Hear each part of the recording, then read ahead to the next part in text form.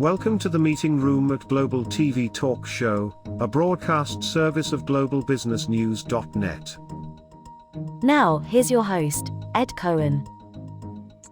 Hi, this is Ed Cohen in San Diego, California, broadcast host of Global TV Talk Show. This is a service of globalbusinessnews.net. Please go and visit. I think you're going to find it fun and lots of connections. Very special today is Julie Pearl in San Francisco. Welcome, Julie Pearl. Thank you. Yeah, welcome to the show. First time.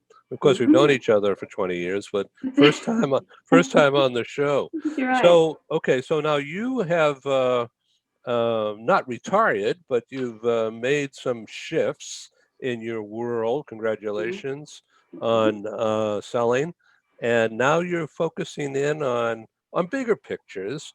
And I'd like to learn from you about not only what you're doing now, particularly with reference to President-elect Biden's team, but also what your view is of technology as it's impacted your specialty, immigration law, and about global mobility and what's happening. So first, Julie, please quickly introduce yourself, and then I'm going to ask you a question about what's happening right now. Okay. I'm I'm a serial entrepreneur. I started, I got started in immigration long before I knew it, because I was in the International Students House at Stanford, surrounded by these incredibly talented people, and I just got bitten by the bug. And so I started that company. Within a few years, think about late 90s, Silicon Valley, realized that I just couldn't sleep at night because of all the ways you could mess up an H-1B visa or a green card if you didn't do every step right. And thankfully, technology was keeping up. So I launched a software company thinking it was going to be kind of, part-time or anyway. And then hundreds of other firms and companies started using that software.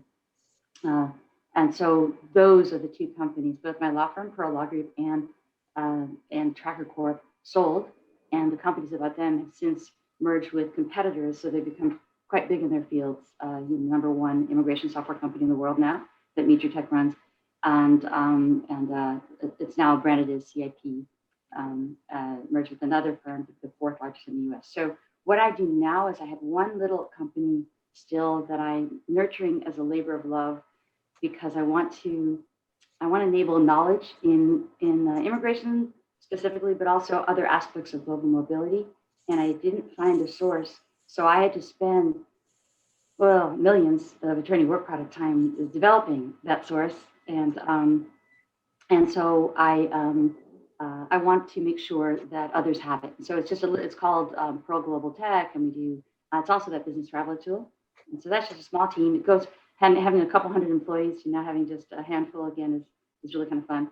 But part of the reason why I also had to kind of taper down, apart from my husband and I being ready to travel with our daughter going to college finally, is that this is a really exciting time in our administration. So I can't talk a whole lot, but I'll just tell you that there are ways that we can create jobs using immigration. We can model after what other countries have done.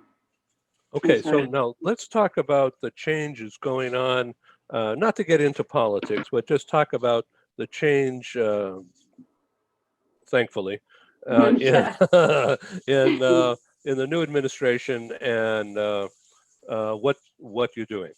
Mm-hmm.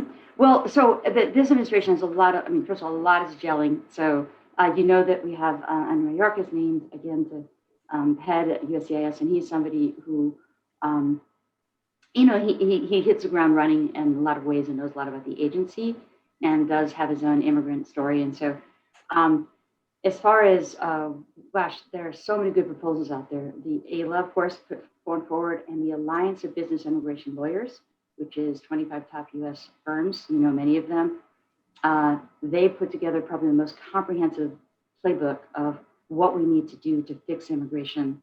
And so really, really worth reading.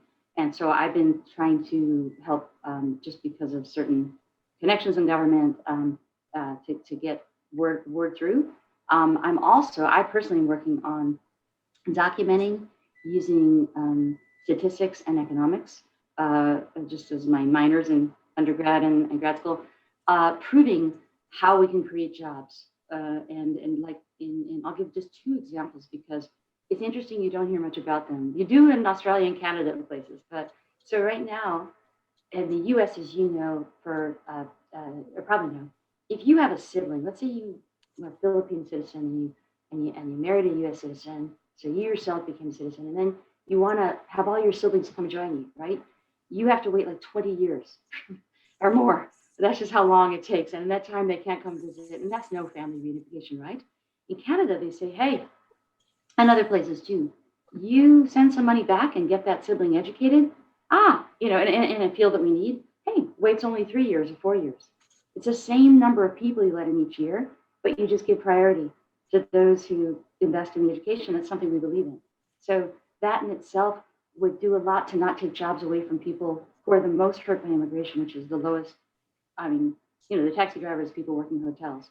So another thing we could do, because we do only admit about typical year 16, 17% historically of our green cards go to people based on job skills. Other countries like Australia, they make it a priority to let people in a certain way. All this talk about the H-1B visa, doesn't it go away if we just say, hey, employer, you want H-1B visa? Let's see, if 9 out of 10 workers, 8 out of 9, I don't pick a number, are U.S. workers, fine, have as many as you want. Isn't that the metric we need? Because when we represented companies from enormous companies, large and small, but do you know that our average employer, they typically had 6 or 7% of their workforce at most was H-1B visas. So just these are a couple of really, I say quick fixes, but some of them be done even by executive order. So anyway, I'm looking for ways like this that we can help because we need to create jobs in this country. And lots of evidence proves, I've gone forever about this, I won't, but there's really good evidence that an H-1B worker on average creates several jobs around them. And so we're working to prove it. So just to extend this a little bit, there's some kind of a stimulant pack going to happen. We just don't know how big or when, probably quite soon, and probably in a staged basis, a rollout. But reskilling, upskilling, reinventing, there's so many people that are not employed or just dropped out and being at home. These people aren't going to go anywhere in the tech world, so they need to get trained.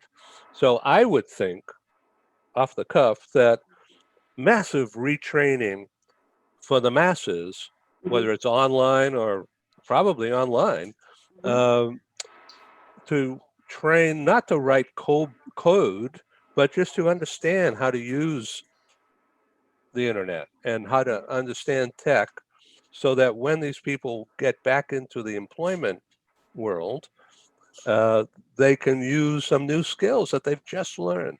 Right. And that's a re-employment act if I've ever seen one. Right.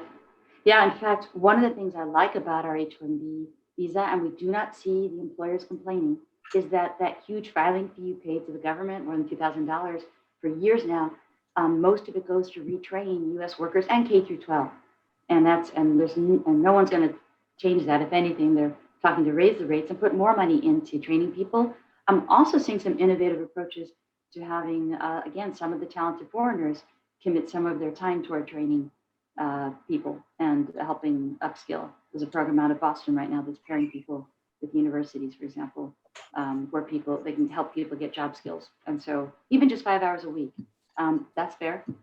Let's whatever we can do, like you say, it's going to be about training people. And it's not just computer science. I mean, look, everything, okay, I sit in Silicon Valley, as you know, but all day long, all I hear is AI, and I was doing AI for years before that, without calling it that. But anyway, so artificial intelligence, if you know how to analyze data, if you're a smart person and you know your field, you have an advantage. So to train people just on some of the terms, I had to learn them because of running software companies, but you don't have to be a super geek. I can barely work the toaster oven. I'm not really good with things.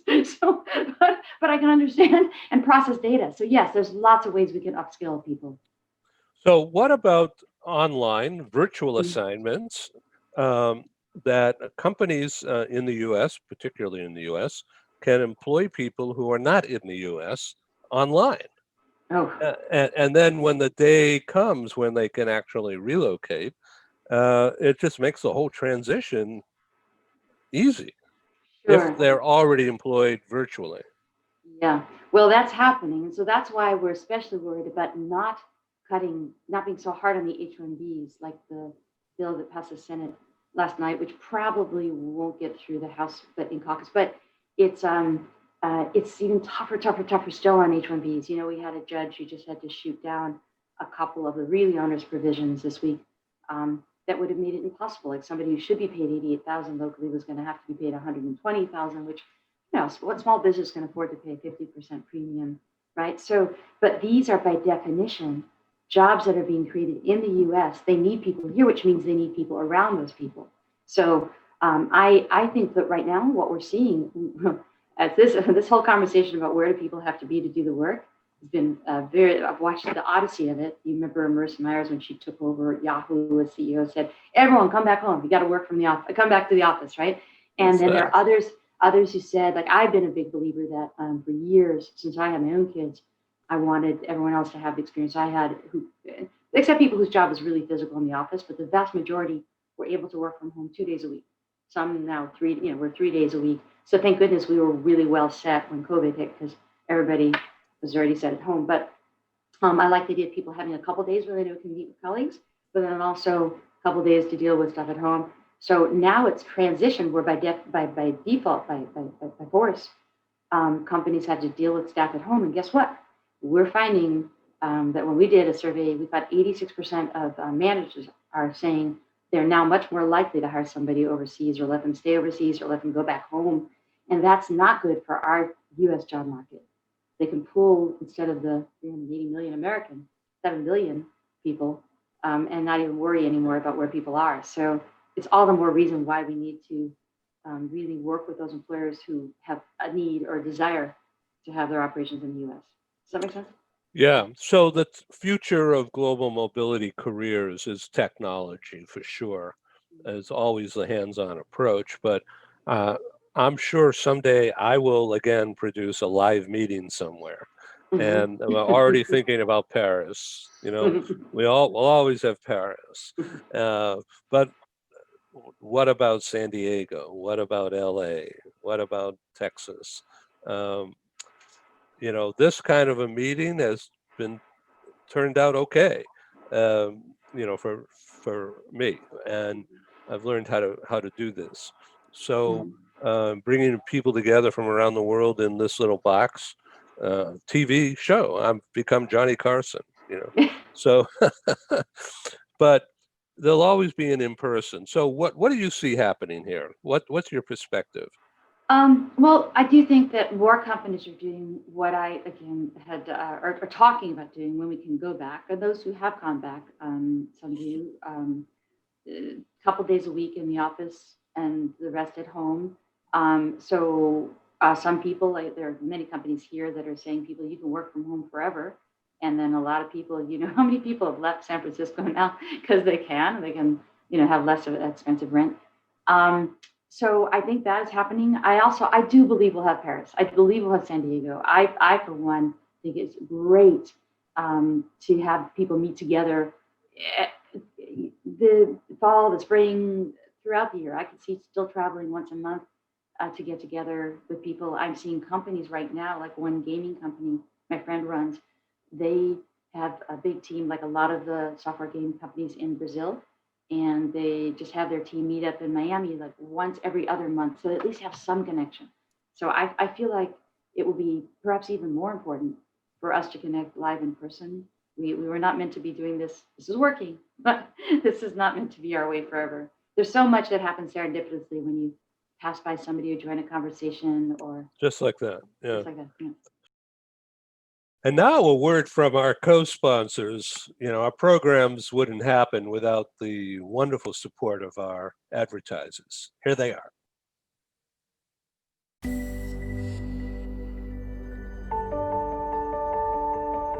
Something that's really neat is that the Bridge School partners with various organizations to provide learning for their students. For example, we partner with a major ballet company, and we are able to enroll several of their students into our school. So now not only is the student able to participate in a school and have a seamless transition while they're very active in their ballet career, but now they have other dancers that are with them that are doing some of the same courses. So it's almost becoming a camaraderie where they're taking similar courses, they're working together on their ballet, and really being able to form this great partnership with these organizations to provide a needed service. A lot of times there are student athletes who will spend hours and hours at the gym or at the basketball courts, wherever it is. And if they're attending a traditional school, they're in school from 8 to 3. They get a quick snack, and then they're at the gym for 3 to 4 hours in the evening. Coming to us and having that partnership, they're able to break that up throughout the day. They can have a morning practice, get some schooling in, have an afternoon practice, finish their schooling in the evening. So there's that flexibility. And additionally, if there are tournaments or performances, it's fantastic because if there's a week where they have shows straight through, they can take that week off of learning and then pick back up when they're done. So it offers this great flexibility. And for the program owners of these sports leagues, it is a win-win situation for them because they see this need. They see this need that their students need to make sure that they are obtaining the grades necessary to be successful adults in our country and in other countries. But it provides them an environment where they can be successful at both.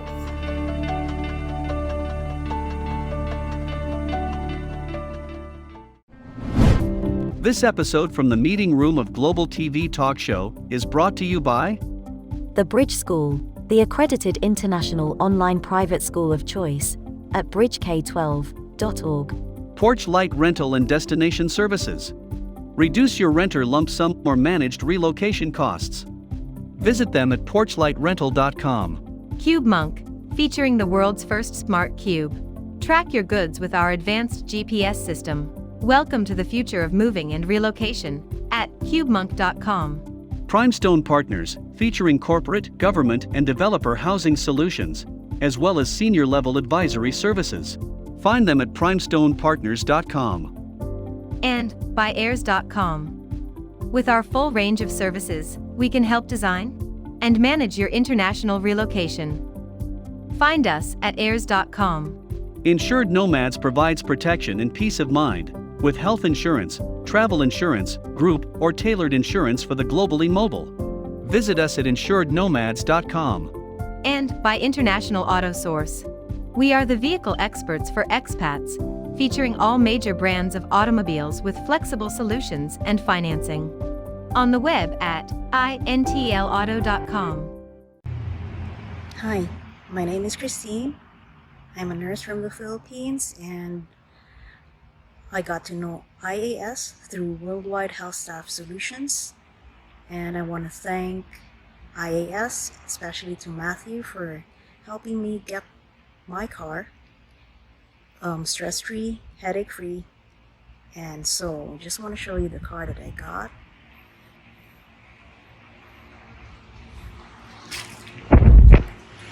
So it's a RAV4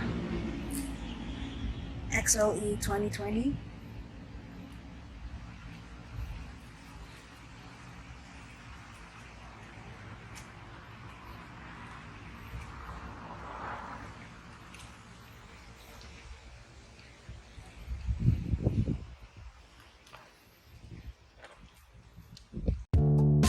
As an expat moving to the USA, relocating is exciting, but it can also be stressful.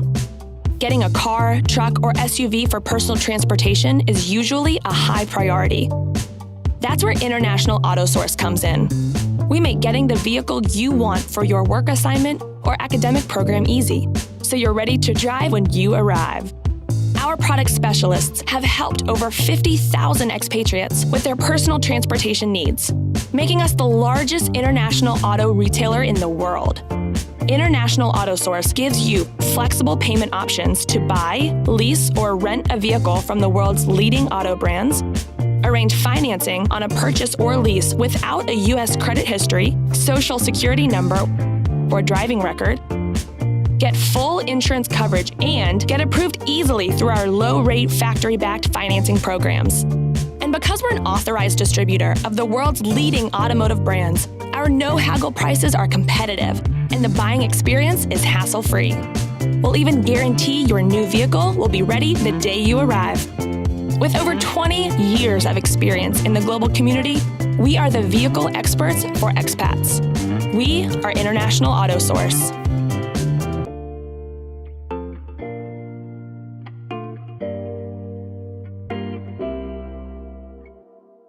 So, Julie, what lessons are you willing to share? Lessons learned from the process that you've experienced building your companies, and then, finding the right people. Some people are, of course, better than others for you. But if you could do 5 minutes with me here about what kind of lessons you've learned that you have a pulpit here, so use it. Oh, well, no, I mean, pulpit. I benefited from watching some amazing leaders, for example, Lynn Shotwell now running ERC, and other people, and how they got stuff done. So I have to share a couple of nuggets of things that help us grow. I mean, first of all, we in the global mobility space, we're all about the people, right? We're 98% of our success. I always felt was who you hire. The rest is giving them good resources, staying out of their way. So how do you hire good people is a whole skill in itself. I once heard Mark Benioff of Salesforce said that's his job, is hiring people, and I've seen him go at it. So one thing you can hire for skills, but I have another CEO friend who once said we hire them for what they know and we fire them for who they are. So you really have to get the team ethic. So it's a tough one. I know it's a hard one to say, but so team ethic. We would ask questions. I don't know if other people do this or not, and I still do in interviews that say, okay, what have you done in your last job that you're most proud of? And they give 3 or 4 examples. If they don't say we, and at least 1 or 2 of those, if it's always I, they're not going to be a team player, in my experience. So we are not going to give away all of our secrets because but of how you hire. But certainly, I use the interview with the reference checks to find out how do they treat their subordinates and did they up-level other people? Who do they promote? Because right now it's all about mentoring. And in fact, you look for people now who are focused on diversity. And I have one tip that I got from a friend who is was listed as one of the top 2 African Americans in IT. She's just a brilliant CEO who is coaching a lot of us on how do you encourage diversity. And she says, if you do nothing else as a leader, find 2 people each year who don't look like you. They can't be your direct reports because your job is to be their advocate. A mentor talks to you, an advocate talks about you, but they do both actually. They help coach you to get to that next level with your current boss. And so it's pretty broad. It could be gender, it could be race, it could be both.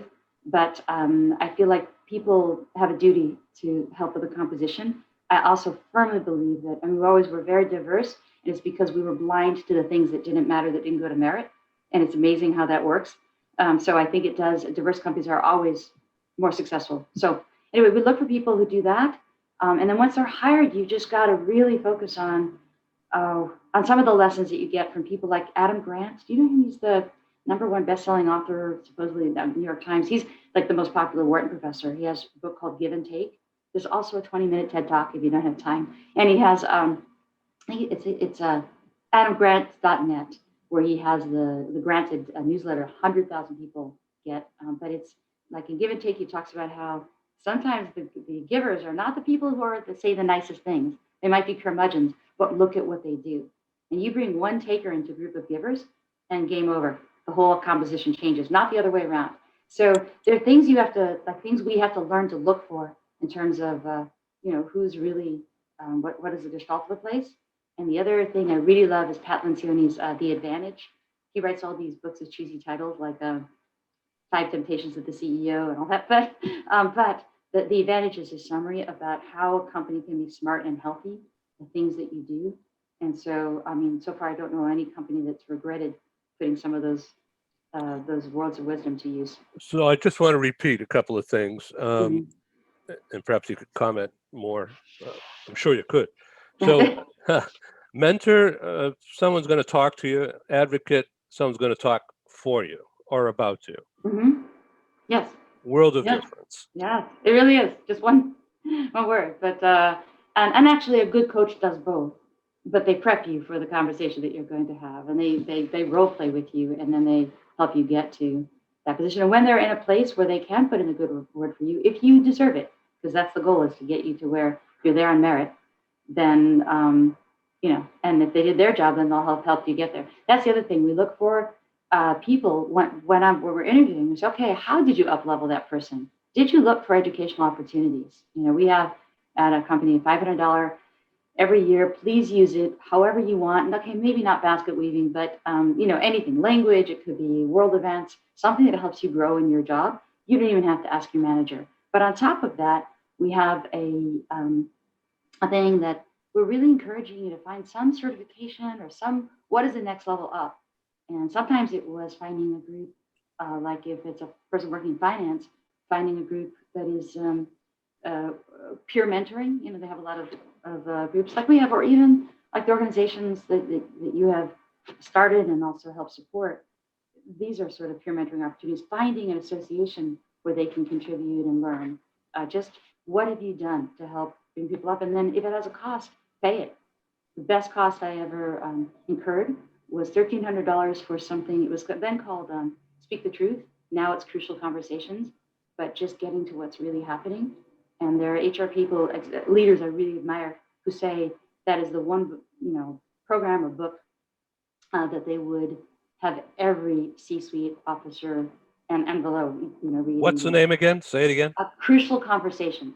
Crucial Conversations. Yeah. And there are lots So- of different programs, and they have their at Google. My friend is executive there. All the teams have had to use it. So you also have used the phrase a few times here in the last few minutes about up level. Mm-hmm. Yeah. So that means like, okay, you've done this, and now here's another way, another Mhm. pathway. All right, is that the same idea, to find another pathway and then you level up? Yes. Or if there's a skill that you need, very often it's just how to talk up, in a way. For women, especially, I find it's about advocating and getting comfortable with self-advocacy. And so that involved a lot of role play. But I still budget a certain amount of time every week to mentor people in that. Well, so many women are self-deprecating, like Mhm. they don't want to put themselves out, or they don't want to put themselves on a limb. Mhm. Yeah. They've worked hard, and they don't want others to think of them as, how come you don't know that? In other words, Yeah. risk. I'm hearing some noise out there. Can I? It's something I have to. It's a gardener out there. May I tell him to Yes. stop? Yeah. Can you pause for 1 second? Here. Okay, I'll Okay. be right there. I'm so We got to sorry. pause. Okay, thanks. Sorry. We are pausing. This is what a pause looks like. Sorry. I'm doing this. I'm doing that. I'm pausing. But level up are crucial conversations. Those are a couple of things that Julie Pearl just talked about. And while she's out taking care of the noisemaker, we're going to think about that, leveling up and crucial conversations. Yes. I hear Yeah. Julie I'm arriving. here. Yeah. We're back. I was just talking to the audience in your absence about leveling up and crucial cononversations. So why don't you circle back and go down those driveways for a minute? Yes, in fact, okay, so crucial conversations, or I can, there's a Leadership IQ, is the group we use, because it's before crucial conversations, that's called Speak the Truth Without Making People Angry. And the premise of the training is that anyone can talk about the fun stuff, but it's the one thing that prevents most managers from keeping employees motivated and on track. And they say clients suffer because 83% of people say they occasionally or frequently withhold important information from bosses and coworkers and employees because they fear the conversation will end badly. So, but history has shown that it's a measure of a company's viability and culture. Of course, is the willingness to broach tough topics, and their success in having conversations that result in understanding, not anger. Just you got to kind of get to it. You're going to have to get to it at some point anyway. So, Adam Grant, in his latest book, which I haven't yet read, but it's supposedly he lays out how, for example, an entrepreneur. He pitches his startups by highlighting the reasons not to invest. He goes right for the difficult conversation. A woman at Apple challenged Steve Jobs from 3 levels below, changed the company's history. There's an analyst who overturned the rule of secrecy at the CIA, a TV executive who didn't even work in comedy but saved Seinfeld from the cutting room floor, and a billionaire financial wizard who fires employees for failing to criticize him. Was it Henry Ford or somebody said, I don't want any yes men. I want everyone to tell me the truth, even if it costs them their jobs. But anyway, it's a huge joke. But we need to model and embrace truth, because there's always a way to open up a conversation and get over it with respect and candor. And so one way there are a lot of ways, we like, I like to, all events involving food, of course, but we would have, I'm a big fan of the company retreat, and you might wonder, why do you take people away for 2 to 4 nights? And we would go to Hawaii and Puerto Vallarta, not just with them, but with their families. And you'd say, what's the expense? And the economists call this positive externalities, but you learn about what matters to them. You make it clear that they're just not a widget to you, but, and so you are better attuned as a manager to know when to ask certain things, because it's not always about something at work that's going on that is hurting their focus or their feelings or something. So lots of ways to connect with people, but it's the key is to practice noticing. When my partners came back many years ago from that training, they were saying, go to the pain. I said, if you feel something in the pit of your stomach, you got to go there. So that's got to deal with it. So yeah. let's we've got a few minutes left. Mm-hmm. Everybody's busy, and it Mm-hmm. seems like things are accelerating. Like with a political change, there's like a weight lifted off a lot of us, and anticipating positive things. I'm calling it Lucky 21 coming up. Okay. So Okay. yeah, so the new now. So reinventing, reskilling, up level, you called it, upskill. Mm-hmm. Everyone is going to be into that now, right? I mean, this is like, whoa, acceleration. Right. Yeah. And with Yeah. So how are you going to mentor or yeah, advocate? well, without this, sometimes some of the things that you recommend to people, they do take time. They take either, gosh, I'm a big fan of Lynda, Lynda, LinkedIn's learning, but also Coursera. But they partner with some great universities. It's so inexpensive right now to get training. Our son's doing a program in Udacity for, $88 you can, or something for the month. You can get a nano degree and, AI. So these programs are all set up like the Udacity ones, where they train you 5 to 10 hours a week over 3 months. So sometimes it was a hard sell for people who had kids and a job, and they had to have some downtime, but now none of us has the commute. So I'm still mentoring people this way, but like, okay, you can actually fit it in now. And so let's just take let's start 3 hours a week. Let's see how far we can get, because it's like a good exercise routine or any good habit, hard to start, but once you did, you're really glad. So how do we get people to get out of their mental rut? Or they're stuck in the idea of, geez, I don't know what to do with myself. What day is today? Or, if I don't go and have that beer at lunch, what am I going to do for the rest of the afternoon?